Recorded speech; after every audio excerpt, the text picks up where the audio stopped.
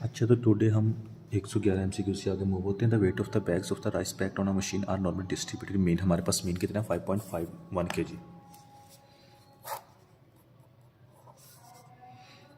Mean कितना है 5.51 kg। And standard deviation हमारे पास कितना है 0.05 kg। If the bag is picked at random, find the probability that its weight is less than 5.05 kg. It means कि हमारे पास x कितना है 5.05 kg। तो अच्छा, इसमें हमें जस्ट इसका फार्मूला आना चाहिए। फार्मूला करेंगे तो हमारा MCQ सॉल्व हो जाएगा। हमारे पास फार्मूला क्या है, z is equal to x minus x के bar divided by standard deviation. x कितना है 5.05 माइनस 5.15 डिवाइडेड बाय 0.05। तो ये आ जाएगा, कैलकुलेटर पे कर लेते हैं। ये कैलकुलेटर पे वैल्यूज़ पुट किया तो हमारे पास आ गया -2 आ गया। z इज इक्वल टू -2, तो हमने प्रोबेबिलिटी ऑफ -2 फाइंड करते हैं। तो अब ये कैलकुलेटर पे फाइंड करने, ये अच्छे से समझ लेना, बहुत ही आसान तरीका है। सबसे पहले अपने मोड पे जाना है, प्रेस 3 स्टार्ट, ठीक है, प्रेस 1 एंड देन इधर वैल्यूज पुट करनी होती है, लेकिन आपने इधर कुछ भी पुट नहीं करना। आपने AC प्रेस करना है और शिफ्ट प्रेस करना है, देन 1 पर जाना है। फिर आपने यहाँ से नंबर 4 पे नंबर 5 पे जाना डिस्ट्रीब्यूशन पे, ठीक है, 5 पर जाना डिस्ट्रीब्यूशन। अगर वहाँ पे नंबर 1 पे देखें, प्रोबेबिलिटी आपके पास पड़ी हुई है, P से प्रोबेबिलिटी होती है। आपने 1 सेलेक्ट करना है, प्रोबेबिलिटी लिखनी है -2 ब्रैकेट क्लोज, इक्वल प्रेस करें, हमारा आंसर आ जाएगा 0.00275। 0.00275 यही हमारा आंसर होगा। क्या आंसर है हमारे पास 0.02275, 0.02275। अगर परसेंटेज में पूछता है तो डायरेक्ट आप इसको कन्वर्ट भी कर सकते हैं, मल्टीप्लाई 100 करें तो ये आपके पास आ जाएगा 2.275%, ठीक है। ये ऐसे 0.02275। नेक्स्ट MCQ देखते हैं। MCQ नंबर 112 है। There are 6 red and 9 blacks का 9 हमारे पास ब्लैक कार्स हैं। फादर सेल के लिए father fast wheel if 2 cars are, so 2 car हम सेल कर देते हैं। What is the probability that the first is red and the second is black. तो बिल्कुल वही बात आ गई है। आप लोगों को बताया हुआ है कि जब भी सीक्वेंस दी जाए तो आप लोगों ने कौन सा फार्मूला यूज़ करना है, परम्यूटेशन का।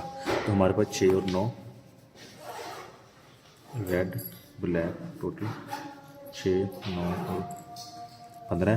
कौन से हम 2 कार्स बेच देते हैं, टोटल हमारे पास 2 है, जिसमें से कौन सी है, एक रेड होनी चाहिए और एक ब्लैक होनी चाहिए। लेकिन साथ उसने सीक्वेंस माइनस कर दिया कि पहले हम कौन सी सेल करते हैं, रेड, एंड देन हम सेल करते हैं ब्लैक। जब भी सीक्वेंस यूज़ हो रही है तो हमने परम्यूटेशन का फार्मूला यूज़ करना है। तो इट मीन्स की probability of x is equal to 2 is equal to, permutation है किसका, 6 permutation 1 multiply 9 permutation 1 divided by 15 permutation 2। Calculator पे पुट करते हैं, तो ये हमारे पास आंसर है 0.2571, ठीक है। Probability of x is equal to 0.2571। Next MCQ देखते हैं। A committee is to be made of 5 members है, 5 मेंबर्स से कमेटी बनी है। फ्राम टोटल कितने हैं, 12 मेंबर्स है। 12 में से उसने 5 को सिलेक्ट किया है, तो ये बात आप यहाँ पे नोट कर लें, ठीक है। x इज इक्वल टू हमारा 5 है, तो 12 में से 5 मेंबर को सिलेक्ट किया, जिसमें से of which from 5 from the Punjab, जो आउट ऑफ विच 12 पीपल हैं, of which 5 from the Punjab, 5 लोग वो कौन से हैं, वो पंजाब से हैं। 2 फ्राम बलोचिस्तान, 2 बलोचिस्तान से हैं, 3 सिंध से हैं एंड 2 KPK से हैं। What is the probability that the committee contain 2 from the Sindh and 1 each from the others. तो टोटल हमारे पास 4 प्रोविंस हैं, ठीक है, जिसमें से उसने एक बता दिया कि सिंध से 2 हैं, तो बाकी टोटल कितने थे, 5 थे। 5 में से 2 निकल के बाकी 3 रह गए, तो 3 पीछे सूबे भी 3 रह गए हैं, तो इट मीन्स के बाकी तीनों से एक एक है। तो मज़ीद मैं इधर डिटेल के लिए लिख लेता हूँ। सुबह पंजाब, सिंध, केपी के बलूचिस्तान, ठीक है। 5 पंजाब से हैं, दो बलूचिस्तान से हैं, 3 सिंध से हैं और 2 केपी के से हैं। टोटल हमारे पास 12 हैं। अब उसमें से बता रहा है प्रोबेबिलिटी फाइंड करनी है that the committee contain 2 from the Sindh. तो 2 हम लोगों ने सिंध के ले लेने हैं एंड 3 फ्राम द ईच, एक इससे, एक इससे, एक इससे। तो ये भी टोटल हमारे पास 5 आ जाएंगे। तो probability x is equal to हमारे पास 5 आ जाएगा। तो ये हम लोगों ने अब फाइंड करना है। बहुत ही आसान तरीका है। टोटल हमारे पास पंजाब के कितने हैं? 5 हैं, तो 5 कम्बिनेशन 1 हो जाएगा, 5 कम्बिनेशन 1 मल्टीप्लाई। सिंध के कितने हैं? 3 हैं, 3 में से हम लोगों ने 2 लेने हैं, 3 combination 2 multiply 2 combination 1 multiply 2 combination 1। Total हम लोगों ने कितने सेलेक्ट किए हैं? 5। टोटल है कितने? 12। तो 12 कम्बिनेशन 5। कैलकुलेटर पे पुट करें, अभी आंसर निकालते हैं। ये हमारे पास आंसर आ गया 0.075। 0.075 मल्टीप्लाई 100 से कर लें तो आपका आंसर आ जाएगा 7.5%, ठीक है। या राउंड ऑफ करके 7.6 भी कर सकते हैं। अच्छा, इसका एमसीक्यूज डी होगा। अगर नेक्स्ट एमसीक्यूज नंबर 114 है। If a dice is rolled 4 times, एक डाइस है उसको हम 4 दफ़ा रोल करते हैं, then the probability of appearing 3 at least 1 time. ये क्वेश्चन आपने अच्छे से समझ लेना है, थोड़ा सा बेशक लेंथी भी हो जाए, लेकिन अगर आप ऐसा एक क्वेश्चन कर लेते हैं तो आपको कभी भी इस तरह के क्वेश्चन में इशू नहीं होगा। और थोड़ा कंसेप्चुअल भी है, तो इसको मिस नहीं करना, पेपर के पॉइंट ऑफ व्यू से बहुत इंपॉर्टेंट है। If a dice is rolled 4 time, एक डाइस है उसको 4 दफ़ा रोल कर देना। Probability of appearing 3, probability find करनी है अपीयरिंग 3, उस पर 3 नज़र आता है at least 1 time, at least 1 time. तो हमारा x कितना आ जाएगा? x greater than equal to 1 आ जाएगा। एट लीस्ट का क्या मतलब होता है? एट लीस्ट मतलब 1, एट लीस्ट 1 का मतलब 1 या 1 से ज़्यादा। तो मैं लिख सकता हूँ x greater than equal to 1। ये बात आपने अच्छे से समझ लेनी है। अच्छा, अब बात हो रही है डाइस की। If a dice is rolled 4 time, तो याद रखिए कि जो डाइस होती है ना उसकी टोटल 6 साइडें होती हैं, ठीक है। और कहते हैं द प्रोबेबिलिटी फाइंड करें, find the probability that appearing 3 at least 1 time. देखें, मेरे पास एक डाइस है, उसकी 6 साइडें हैं। मैं पहली दफ़ा उसको रोल करता हूँ, उसमें से कभी कभार 2 आ जाता है। मैं फिर रोल करता हूँ, कभी कभार 4 आ जाता है। फिर रोल करता हूँ, कभी कभार 6 आ जाता है। इसी तरह हम नॉर्मल उसको रोल करते हैं। If a dice is rolled 4 time, अगर एक डाइस को 4 दफ़ा रोल करें, द प्रोबेबिलिटी ऑफ अपीयरिंग 3, तो वो कहता है कि 6 में से ना एक 3 आ जाता है। प्रोबेबिलिटी ऑफ अपीयरिंग 3, उन 6 साइडों में से एक साइड कौन सी आ जाती है? 3 की। 3 एट लीस्ट 1 टाइम, मतलब कम से कम भी ना एक दफ़ा लाजमी वो 3 आता है। तो अब ये नहीं कहना कि वो 6 साइडों में से 3 दफ़ा आया था, नहीं, उन 6 साइडों में से एक साइड जो उसके ऊपर 3 लिखा हुआ है, ठीक है, एक साइड जिसके ऊपर 3 लिखा हुआ है इस तरह। अभी इसके ऊपर भी 5 या इसके पीछे वाली साइड पे 6 कर लें, ठीक है। तो जिसके ऊपर 3 लिखा हुआ है, ये जो साइड है ना, वो कहता है एट लीस्ट मतलब x greater than equal to 1, कम से कम वो एक दफ़ा लाजमी आती है। इससे ऊपर 2 दफ़ा आ सकती है, 3 दफ़ा आ सकती है, 4, 5, 6, जितनी दफ़ा मर्जी आए। तो एट लीस्ट एक दफ़ा 3 लाजमी आता है। ये चीज़ हम लोगों ने फाइंड करनी है, ठीक है। एक साइड मतलब वो यहाँ पे 3 भी कह सकता था, वो यहाँ पे 6 भी कह सकता था, 5 भी कह सकता, 4 भी कह सकता था। तो देन हमारा x greater than equal to 1 ही होना था। अब क्वेश्चन की तरफ आ जाए। अब हमारे पास 2 ऑप्शन है। एक तो ऑप्शन ये x greater than equal to 1 है, तो इट मीन्स कि हम इसके ऊपर वैल्यूज़ निकालने 1, 2, 3, 4, 5, 6, 7 सबकी निकालने। तो निकालने हम लोगों ने क्या है? प्रोबेबिलिटी फाइंड करनी है। तो अच्छा, हमारे पास प्रोबेबिलिटी मैक्सिमम कितनी होती है? प्रोबेबिलिटी हमारे पास मैक्सिमम 1 होती है। एक कंसेप्ट समझाने लगा हूँ, बहुत अच्छे से गौर से समझना। देखें,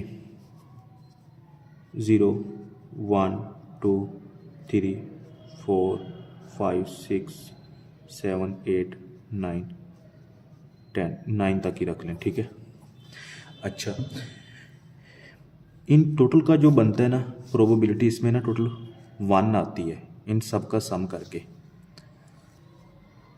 ठीक है। इसमें से ना मेरे पास एक हिस्सा आ जाता है, मैं कहता हूँ आपको वैल्यूज़ फाइंड करो जो एक हो या इससे अबव हो। तो आप लोग कैसे फाइंड करेंगे? हम वैल्यूज़ कैसे फाइंड करें? एक की फाइंड करेंगे, दो की करेंगे, तीन की करेंगे, चार की करेंगे, पाँच की करेंगे, एटलीस्ट 9 तक हम वैल्यूज़ फाइंड करेंगे। उन सब को जमा करेंगे तो हमारे पास इस हिस्से की और इस हिस्से का आंसर आ जाएगा, ठीक है। दूसरी तरफ अगर आप शार्प माइंड रखते हैं, अगर आप तेज़ थोड़े से हैं, अच्छे पढ़ने वाले हैं, तो आप ये भी तो कह सकते हैं यार अगर इन 9 की जगह 8 की जगह, ठीक है सॉरी 9 ही है, अगर इन 9 की जगह मैं इस एक हिस्से की वैल्यू निकाल लूँ और इसका जो जवाब आएगा वो एक में से माइनस कर दूँ तो मेरे पास जो बाकी बचेगा, ठीक है, तो वो भी तो इन 9 का ही जवाब होगा ना। टोटल 10 हिस्से हैं, 10 में से मैं एक निकाल देता हूँ, पीछे 9 बचेगा, बाकी जो आंसर माइनस बचेगा वो इन्हीं का आंसर होगा ना। तो मैं क्यों इतना मेहनत करूँगा इन 9 की 9 वैल्यू निकालूँ? इससे अच्छा है कि मैं इस एक की वैल्यू निकालूँ, उसका जो भी जवाब आएगा उसको 1 में से माइनस करूँ, पीछे जो मेरे पास बचेगा वो इन्हीं का जवाब होगा। आगे बात की समझ? अच्छा, तो मैं अगेन लिख सकता हूँ probability of x greater than equal to 1 is equal to 1 minus x less than 1 बराबर x is equal to 0। x से लेस देन 1 से कौन सी छोटी रकम है? एक 0 ही तो है। अगर x लेस देन 2 होता तो कौन सी छोटी रकम होनी थी? 0 और 1 होनी थी। तो सिर्फ एक 0 ही ऐसी रकम है जो मैं इन सब में से माइनस कर दूँ तो मेरे पास जो पीछे बचेगा वो जवाब इन सब का होगा। एज़ कम्पेयर टू मैं अगर इन सब की वैल्यूज़ फाइंड करूँ तो मेरा बहुत टाइम लग जाएगा, मेरे पास इतना टाइम नहीं होता पेपर में। चलें अब हम क्या करते हैं, प्रोबेबिलिटी इसको मज़ीद अब हल करते हैं। Probability of x greater than equal to 1 is equal to 1 minus x is equal to 0। Just हम लोगों ने x इज इक्वल टू 0 की वैल्यू फाइंड करनी है और पुट करके जो भी उसका आंसर आएगा उसको 1 में से माइनस करें, हमारा टोटल आंसर आ जाएगा, ठीक है। बहुत ही आसान है। अच्छा, अब देखें हमारे पास 6 साइडें हैं, 6 में से में ना जो एटलीस्ट 1 एक अपीयर होता है 3, मतलब इन 6 में से एक ये आ जाता है, तो मैं लिख सकता हूँ ये बराबर 1/6, मतलब 6 में से एक साइड आई है कौन सी? 3 वाली, तो 1/6 आ जाएगा,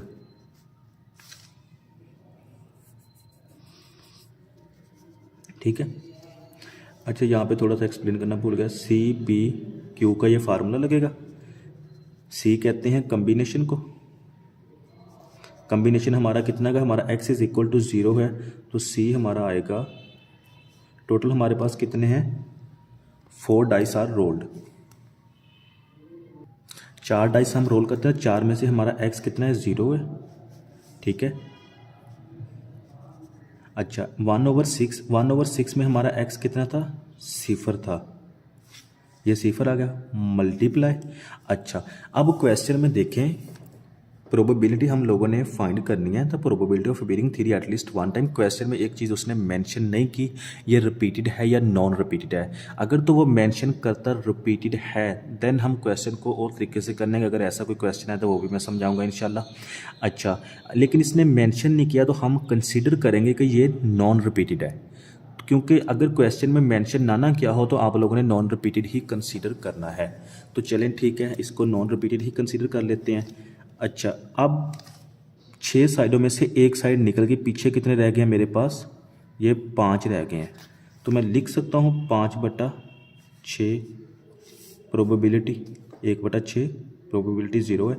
अब 0 तो इधर आ गया, तो पीछे कितने मेरे पास बचते हैं? 4, तो ये मेरा 4 इनके ऊपर आ जाएगा, ठीक है। टोटल में से x सेलेक्ट कितने के थे? 0 बचे थे, और बाकी जो बचेगा हमारे पास 4, ये इस तरह है। ये p जो है प्रोबेबिलिटी हमारी सक्सेस की होती है, और वो कितनी हमारी 0 है, तो टोटल हमारे पास 4 थे, 4 में से -0 करें तो पीछे हमारे पास 4 ही रह जाएंगे ना। चलें, ये क्वेश्चन लंबा होगा, मैं मज़ीद ये फार्मूला भी आप लोगों को एक्सप्लेन कर देता हूँ। असल में ये कंप्लीट जो फार्मूला कुछ इस तरह से है, probability of x is equal to कुछ भी हो जाए n हो, ठीक है, वो किस तरह से है? ये c की पावर k की x इंटू सी